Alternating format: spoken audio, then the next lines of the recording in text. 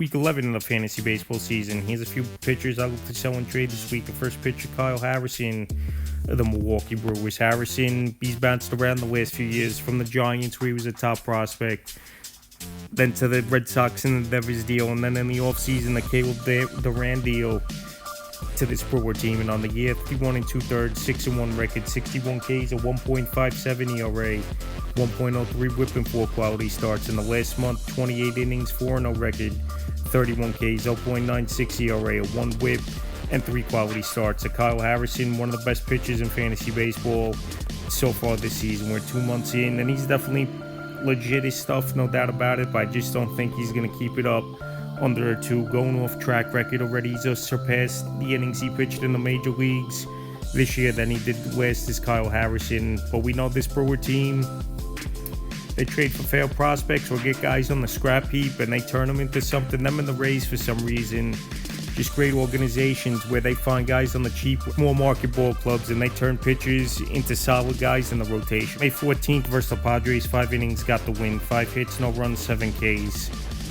May 20th at the Cubs, 7 innings, got the win, 2 hits, no runs, a walk, 11 Ks, a quality start. And May 26th versus the Cardinals, 6 innings, got the win, 4 hits, no runs, 2 Ks, a quality start. His next outing is tomorrow, one of his former teams, the San Francisco Giants, for Kyle Harrison. He's pitching great baseball, no doubt about it. But like I said, when you see a guy this couple months into the season with an ERA under 2, and he hasn't done it throughout his whole career, I think that's a flag for fantasy owners to put the player on the trade block and see what they could get. All these pitchers on this list, they're pitching great baseball, but I don't see them keeping it up at the high levels they're pitching at right now. He's been good all season long, but I don't see him keeping it up at this pace, and he's a pitcher I would sell this week. Next pitcher, Max Meyer of the Miami Marlins. Max Meyer, it's been a good season for him, no doubt about it, but the thing with him, I think the Marlins offense isn't that great.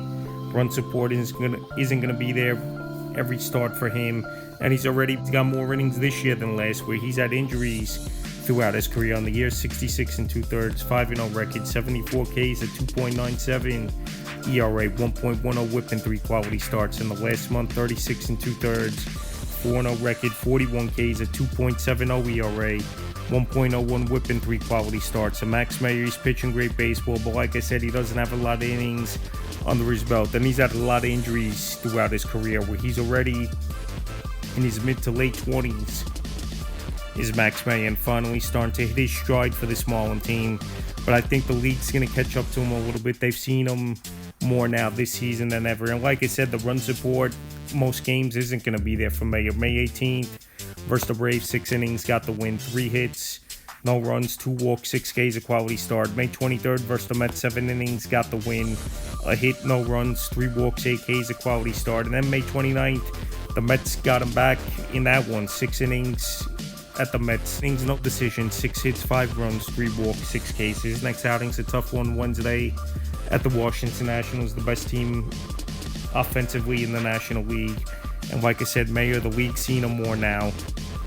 He hasn't pitched much over the last few seasons with major injuries throughout his career, and also the run support I don't think is going to be there consistently. And also the New York Mets, I know they saw him 2 starts in a row, but they're one of the worst offenses in the league, and they put up 5 runs versus Meyer. So with all those factors, I think his numbers are going to go down a little bit, and I think this is a good time for fantasy owners to sell him this week. The next pitcher, Christopher Sanchez of the Philadelphia Phillies. So Christopher Sanchez, one of the best pitchers in the league over the last few seasons, but right now you could get a boatload in a deal for him. A good hitter and a good pitcher in a deal where he's got 44 innings of no runs given up, one of the better records in the modern day of baseball. In the year, 79 in the third, 6 and 2 record, 95 Ks, 1.47 ERA, 1.12 whip, and 9 quality starts. In the last month of the season, like I said, he hasn't given up a run, 39 innings, 4-0 record, 45 Ks, no ERA, 0.72 whip, and 5 quality starts. So Christopher Sanchez,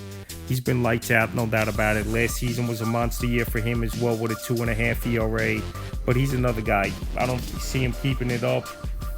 An ERA under 1.50, and also this scoreless inning streak is something we don't see obviously nowadays in modern day baseball. So the last few outings, May 16th at the Pirates, complete game shutout, 13 strikeouts, 6 hitter in that one. May 22nd versus the Guardians, 8 innings, no decision, 4 hits, no runs, 2 walks, 6 Ks, a quality start. On May 27th at the Padres, another gem. 7 innings, got the win, 6 hits, no runs, 9 Ks, a quality start. He hasn't given up a run in over a month. And his next outing versus the Padres once again on Wednesday in that ball game. So like I said, I'm not dumping him for anything. If you get blown away with a huge package, that's the reason I would trade Christopher Sanchez away, because he's at major peak value right now, and that's what you're trying to get from out of some of these players. If you're in a struggle where you need more quality players on your team and you're a Sanchez owner, you could get 2, maybe even 3 great players in a trade. That's how good he's pitching. But like I said, I would only sell him off major package right now. So I would use this scoreless inning streak and try to get maximum value and really add to your team. If someone's trying to offer you a 1-for-1 deal, even for a solid hitter, let's say, I wouldn't do it. It would have to be multiple players. If I'm selling Sanchez this week, the next pitcher, Justin Roblinski of the Los Angeles Dodgers. Roblinski, he's pitching great this season. He's a contact pitcher, and obviously when you got one of the best teams in the league, even though record-wise they're not right now, even though I think at the end of the year the Dodgers will be there once again in the World Series. Roblinski, 62 2/3, 7-2 record, 40 Ks at 2.87 ERA, 1.01 whip, and 6 quality starts. I know the last couple weeks numbers haven't been great. 12 inning, 1-1 record, 13 Ks, a 4.5 ERA, 0.92 whip, and a quality start. So Roblinski's going out there. He's going deep into games. We even saw him going deep into a game this season. We got the loss versus the Braves 8 2/3 early in the year. So Roblinski, he's in innings eater, pitching every 6th day, which obviously helps as well for your to rest and get the extra day of rest in the Dodger rotation. But that's the thing, he's pitching every 6 days, so you get him once a week. Obviously a most to pitch for your team.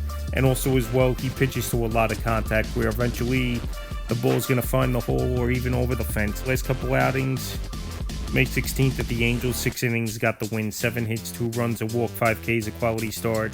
May 22nd, got roughed up at the Brewers, 5 innings, got the loss, 8 hits, 5 runs, 2 walks, 4 Ks. And May 29th versus the Phillies, he bounced back with a big one, 7 innings, got the win, a hit, a run, 9 Ks, a quality start. So that's the most we're going to see, I think, from him with the 9 strikeouts. We know Phillies, they got a high K rate. Kyle Schwarber, he strikes out a lot. Bryce Harper, who'll strike out a decent amount during the season as well. Guys like that in that lineup. And his next outing, Thursday, June 4th at the Diamondbacks, where their offense is starting to get things going. So like I said, Roblinski, he's going to give you innings, but he's pitching every 6 days. He's not really going to strike out a lot of guys.